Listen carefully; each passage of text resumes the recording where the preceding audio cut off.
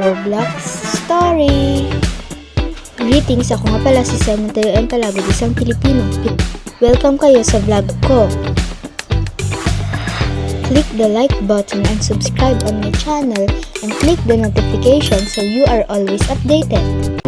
Hi, this is my first Roblox story I had ever made.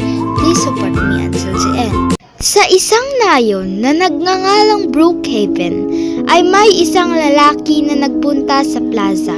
Bumili siya ng pizza at umupo. Nakita niya ang isang dalaga na si Emma. Titig na titig si James kay Emma. Halos maglaway na siya sa ganda ni Emma. Wow!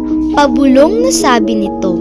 Nag-order si Emma ng Coke at tumabi kay James. Halos mahimatay na si James sa kilig.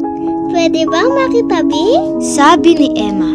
Oo naman, nakangiting sinabi ni James. Ano ang pangalan mo? Tanong ni Emma. James, sabi ni James. Okay, nice to meet you, sabi ni Emma. Same to you, sabi pabalik ni James. Maya-maya. Bye-bye, thank you for watching.